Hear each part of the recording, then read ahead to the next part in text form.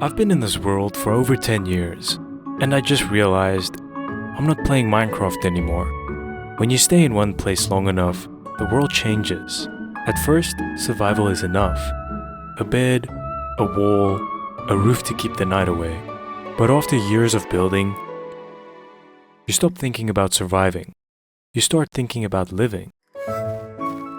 Living means building a world where anything is possible, where every day brings something new, even after 1,000 days. My name is Sino, and this is my survival world.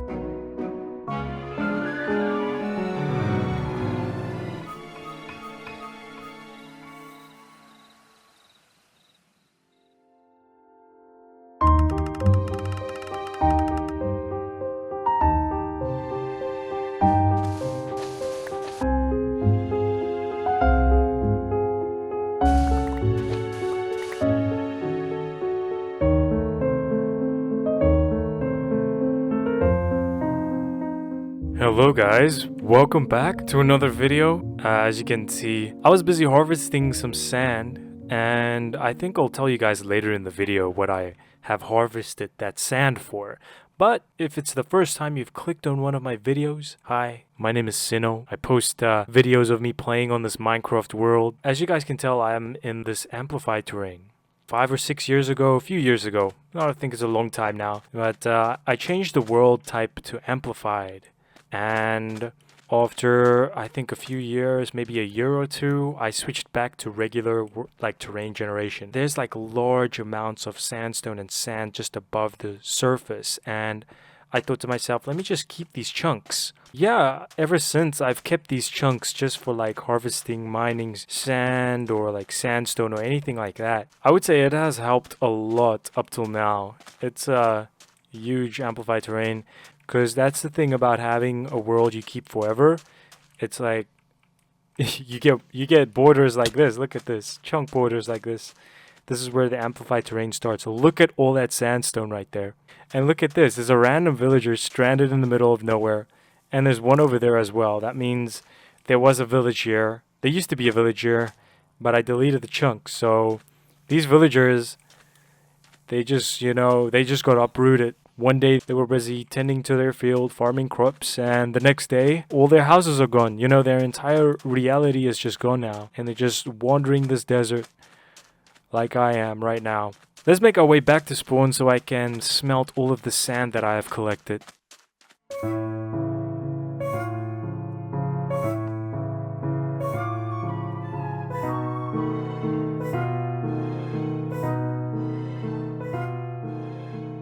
Now that I'm finally back in my base, let me just empty out these two shulkers with sand and just smelt all of this.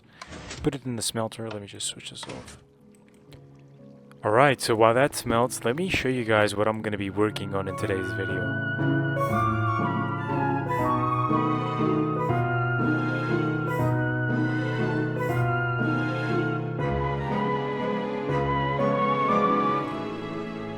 This big plains area that I'm currently in is on the west side of the city, and it has been in this world for a very long time.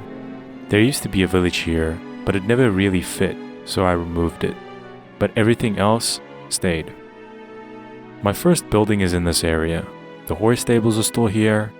The windmill, the wheat field I've kept for years, and even my underground base are all in the same place. After walking through this area again, I realized I didn't actually want to build over it. This is basically where the world started. So instead of expanding the city into it, I'm letting the city grow around it. It's going to become a park, and a park should feel alive. So in this episode, I'm building a greenhouse.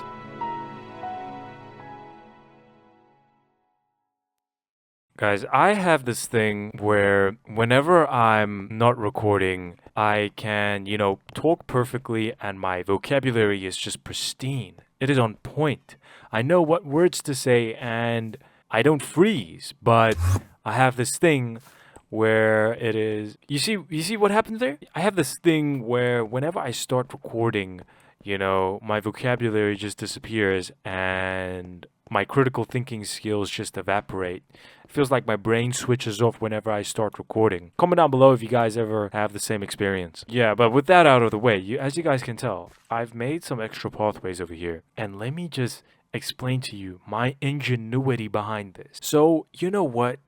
You know what a normal average everyday builder would do? You know, a normal average everyday builder would do a simple T-section, one path that goes to the greenhouse and one path that goes to this path. No, I say no to that, okay? You know what I'm doing?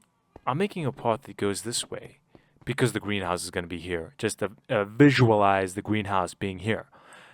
But then I'm also imagining a pathway going this way for people that want to go back on the road, but want to go to somewhere in this area. So then I'm thinking to myself, if you're coming from this direction, you wouldn't want to walk all the way here and then go all the way onto this path. See, that's what the average everyday person would think if they make a T-section like that. You know what I'm saying? Sometimes paths and intersections are like triangles, man. And that's the best way to actually make use of your path, because if you build in a simple T-section, you're never going to use that T-section. You're not going to walk on the place you built where you are supposed to walk on. Whereas with this path, I'm actually going to walk where I'm supposed to walk. If I want to go this way, coming from the city, but if I want to go that way, coming from the greenhouse, I can just walk down this pathway.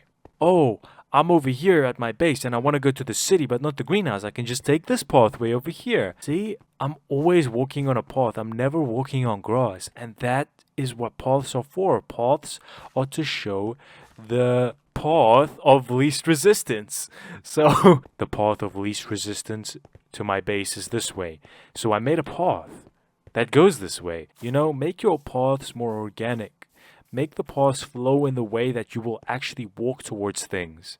And I'm telling you, the place will feel twice as immersive as it was with just a regular grid path.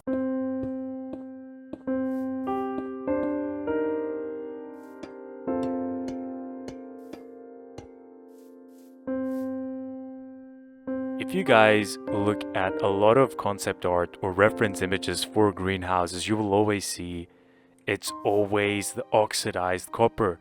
It is always this, I don't know, is it aqua blue or something? It's always this greenish, aqua bluish color that gets used for greenhouses. I'm going to be honest with you, I did not do my research. I do not know why it is like that. There will probably be somebody that corrects me in the comments, but that's the color I got from looking at a bunch of reference images. And, you know, this greenhouse is going to be basic, but at the same time, it's going to be very classic. I'm going to have a bunch of white gloss, and then I'm going to have oxidized, what is it?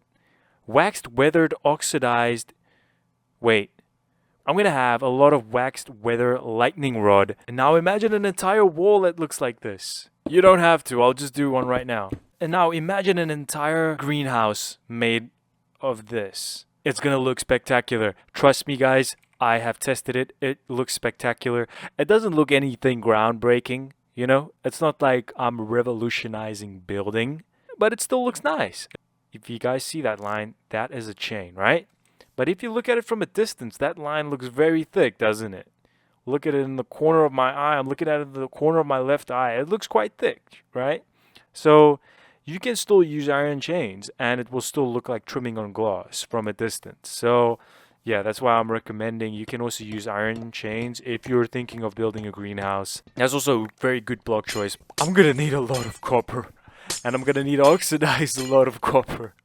And I'm not looking forward to mining all that copper. But you know what? I'm gonna do it because I want a greenhouse. And I bet some of you guys want to see this greenhouse. So I'm gonna do it. Let's just embark on this wonderful journey of getting all the copper for this greenhouse.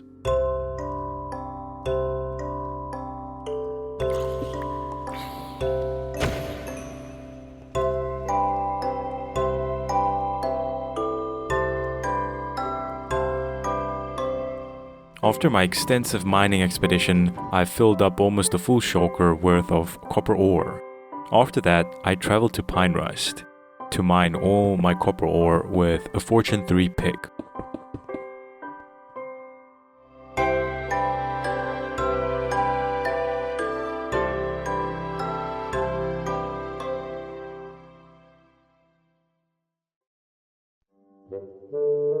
reason I stopped at Pine Rust is because there was a smelter there. And I made use of that smelter because that's the largest smelter I have in this world. Yes, it's very sad, I know, but I gotta make use of it. And with all that time, I farmed up some XP at the XP farm that was below the copper mine until all the ores were smelted. After that, I headed back to Spawn City. So guys, look at this amazing view here. I do not even know how many lightning rods this is, but this is a lot of lightning rods. Let me just say that. And while I was on this hill, this is very old terrain, by the way. The first few episodes, I think, of this entire series, I used to be here. I was here once. There was a village in the distance, but those chunks got deleted, as you guys can see here. But I found this horse in this old terrain and I tamed it. It has a lot of hearts. Maybe not the fastest, but it can jump pretty high. I just tamed it. And I also realized I'm out of fireworks, so I'm gonna have to travel back by horse anyway. I have a few Enderpearl chunk loaders, and I'm unsure of the radius. I'm unsure of the radius in which this chunk loader is effective. I don't know if it's just one chunk, or like 3 chunks, or 4 chunks. I have no idea. But I just placed a few chunk loaders here, and I'm gonna go out of the area, and hopefully after a while, let's travel back to my base though.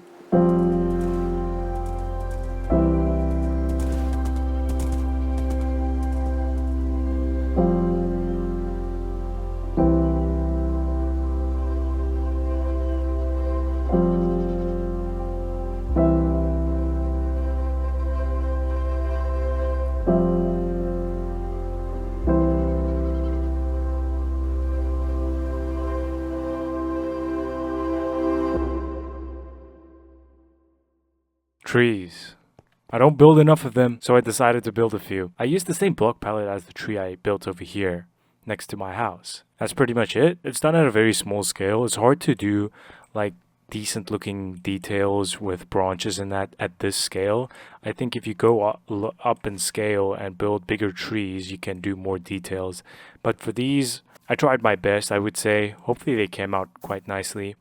And I think these trees that I've added are just going to add more ambience to the entire area. And I was thinking, I can't just have a bunch of these trees that are a similar size. And I was thinking, there's a clump of 2 trees over there. There's one here, there's one there. And I was thinking, what if there was a big tree over here?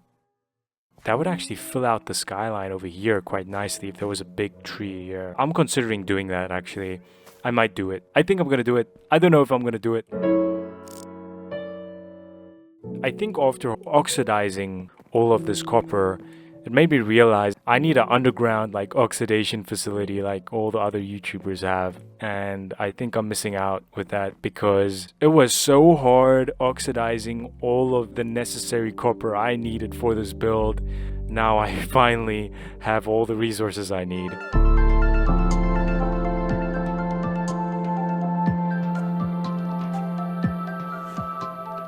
Man, look at this glass house, man. So I shaped out the entire building or the entire greenhouse with white glass, and yeah, this looks nice so far. I'm liking the shape a lot, trying to work with the environment I already have. Now I'm gonna cover just copper trimming around this entire thing, and it's gonna look spectacular.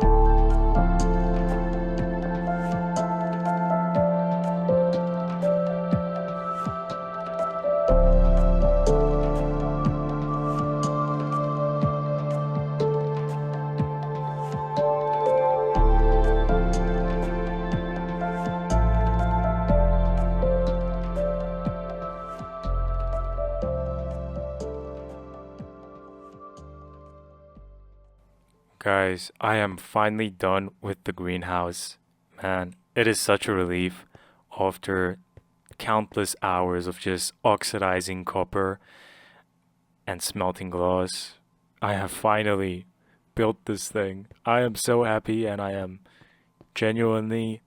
I'm just glad I'm done with this because I don't think I'll ever oxidize that much copper ever again. Okay, and it starts raining. I guess while it's raining, I can just show you guys the interior. So as you guys can see, I used a lot of azalea leaves to serve as like vines. and I was gonna build a tree in the middle here, but then I thought the space would feel too cramped if there was a tree in the middle, so I just settled for a little pond over here, and I think it makes the place feel a lot more serene and calm. This is a very calming area to walk through. I don't know why, but I like it a lot. And as you guys can see, for the pots, you guys might be wondering why there are pots, but I'll explain that later. I have built like different variations of pots here, as you guys can tell. I mixed in some like terracotta blocks, like light gray terracotta and just some regular terracotta, just to give it a variation in shape. I really like how it came out. It added like another layer of depth and variation to the pot, so every pot feels unique. And also, here in some of the corners, I've added like, these piles of pots that are just stacked here, and the plants are placed inside it. And over here, I've added some beehives. I have 2 stacked up here, just 1 here on each side. And I have some honeycomb blocks placed here to show maybe there's like honey dripping down from it. It might be unrealistic because honey probably doesn't like overflow in beehives. Bees are very intelligent engineers when it comes to beehives. The way they craft honeycombs out of wax and everything, But let me get to the reason why I have all these pots here. I was thinking I need a way to really, show appreciation for all my Patreon supporters, and I thought this would be the best way. I have 2 ways I'm going to show appreciation for my Patreon members. One is going to serve as a loyalty appreciation, which will be this. And the other would be just generally every single person that has ever been a Patreon member will get remembered somewhere in this world. For these pots, I'm going to put a sapling on top of each of these pots for every member that has been a Patreon member for longer than a year. So this is going to be a long-term appreciation greenhouse, I would say. It's probably only going to fill up maybe a year or 2 from now. And just for your interest, it doesn't matter what tier you are. As long as you're any tier of being a paid member for longer than a year, you will be in this greenhouse. This is for the ones that go above and beyond and stick around.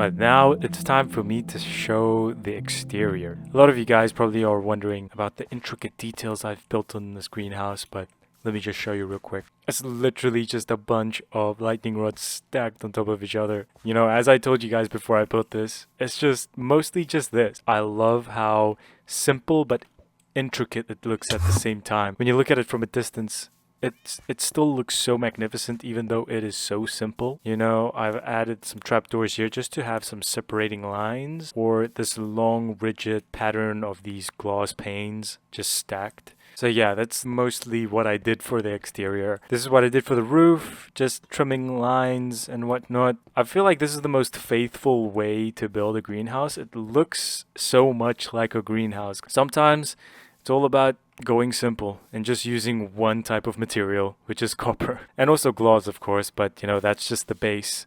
There's not much for me to say about it. It's genuinely just glass, and then I just put copper on top of the glass. And that is the entire build.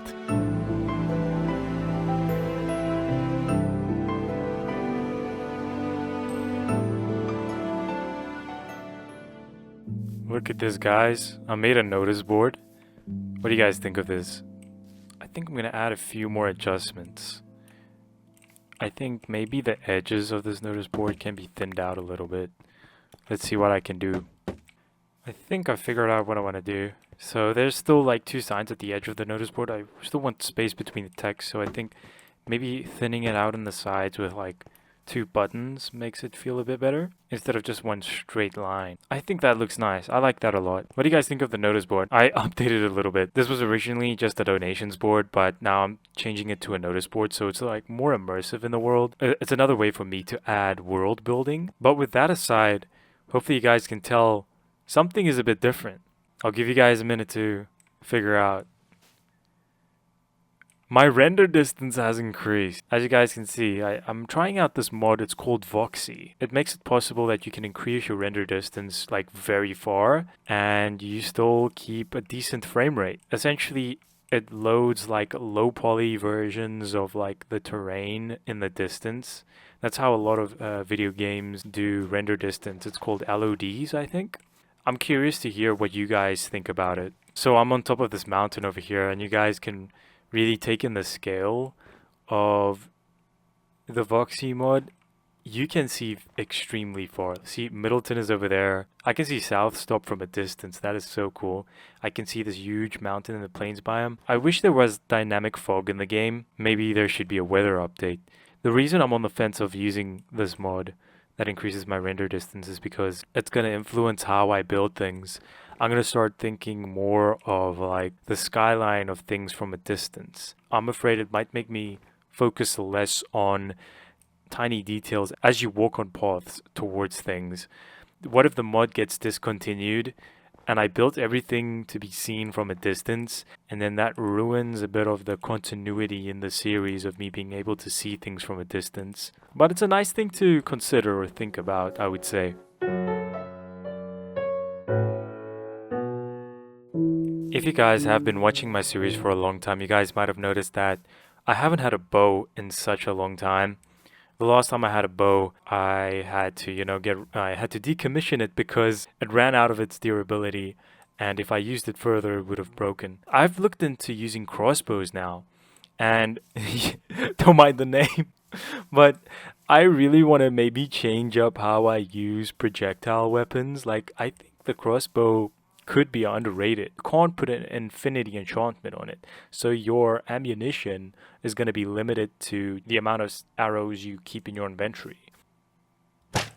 I'm gonna have to shoot twice to kill anything. And with the piercing effect, the arrow shoots through the mob, so I can still pick up the arrows to reload if I wanted to. I think it's quite nice. It's also the fact that I can load it up and then I can leave it. And whenever I really need to shoot something, I can be like bam. Maybe if I increase the damage on the arrows, that would work. I can have tipped arrows tipped with a damaging potion, and I think that might work. But then if I do poison or instant damage on undead mobs, it will actually heal them. Surprising fact for you guys, if you don't know, poison is like a regen potion for a zombie or a skeleton. It will actually heal them if I shoot them with an instant damaging potion. Because then if I'm going to fight undead mobs, I'm going to need a Smite 5 axe instead. And all the other mobs can be dealt with the damaging arrows, you know? Look at this, look at this. Oh, I shot both of them. That is satisfying.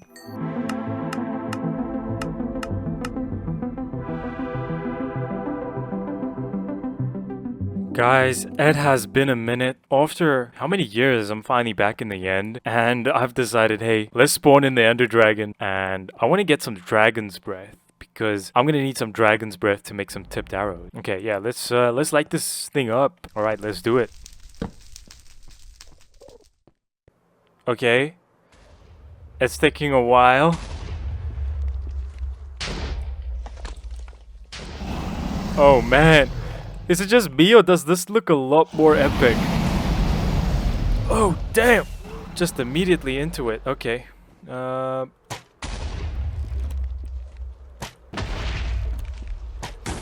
What? There's a... What? There's two... I think that's because my seed changed. Now the orientation of these pillars have also changed. That is so interesting. Alright, let's knock these towers out. Airstrike incoming. Oh! The piercing effect shot through and got this one. Oh, that is so sick. Okay, that wasn't too bad. Alright, we got all of it now. And now we fill up. Here comes the lot. Here comes the lot. Oh, what is this dragon doing?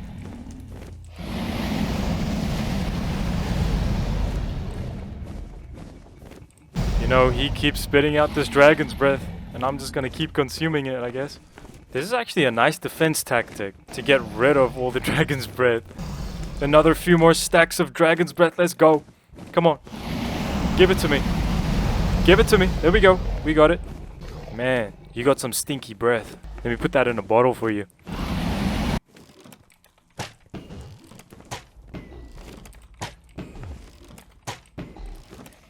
Oh, Marksman Pro here. Oh, that hit! Oh, there we go. Oh, Enderman got killed.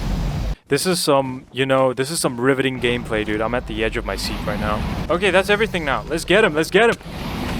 You know what? Let's take this to the sky. I'm gonna get some hits in from here.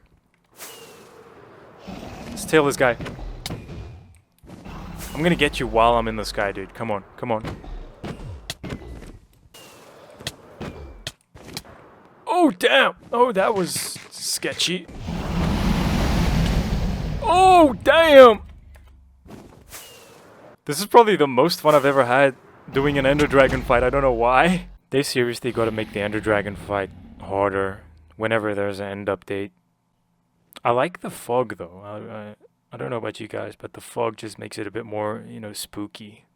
Alright. Now's our time to shine. What is this? Okay, where are you? There we go. Whoa, whoa. You switched up fast, man.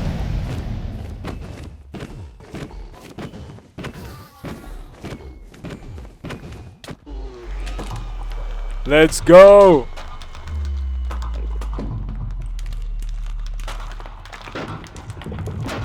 Alright, let's hop in. Apparently the way you make a harming potion is you gotta take a potion of healing and then you just put a fermented spider eye over it. So I'm gonna do that.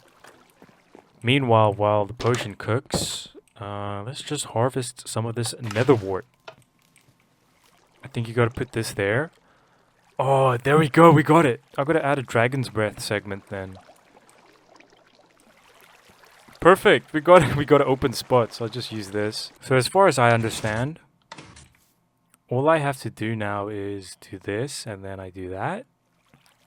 Oh yes, let's go. The sun is setting, and I can test this out on hostile mobs pretty soon. But let me see how this works. Ooh. Damn. Oh, it still takes 2 arrows. So a bow is actually better. Okay, see, every time I shoot the zombie, it's gonna heal it. So I can shoot it like unlimited times and it won't die. I still think it was a fun thing to try out though. I can do it like a collateral hit, like this over here. Look at that. So the verdict for this crossbow is, it is still worse than a bow. Doesn't matter if you have an instant damage 2 potion on it. A bow is still by far better. It can one-shot things with power 5 and that. You want to know why I prefer the crossbow? It's because it makes me go to my potion brewing hut. And it makes me go to my mob farm to get some arrows. Just the fact that it makes me interact with the builds I have already built makes it a lot better. And I feel like this will provide a lot more enjoyment than crafting and enchanting an OP bow. I really like the crossbow. It might not be better. I think it's a bit of a change in how I do things. I like a little bit of change, so I'm gonna keep it. But guys, it is that time of the episode again. I'm gonna read through a few of your comments and questions and I'll answer it in this segment. First comment we got from Luke. Have you ever thought about building in the other dimensions? I know your build style and lore and more focused on the overworld, but I think you could make some incredible stuff in the other dimension, find new ways to build. That is a good comment. I do have plans for building in other dimensions, for example, the Nether and also the End. I'm waiting for Mojang to give the End an overhaul before I really commit to building things in the End. I'm against Nether highways and all that and traveling through the Nether because it takes away the immersion of your Minecraft world. If you build stuff far away, you want it to feel far away. So you make a winding road or path that goes all the way to it. And I feel like that is more immersive than just going into the Nether, boom, traveling in the Nether and ending up at a place. Yeah, I will definitely build stuff in the Nether, but it will have to fit the lore of how I play in my world. So the lore of my world is that the Nether is actually, it's a forbidden area to travel in. But yeah, I will definitely think about building some stuff in the Nether.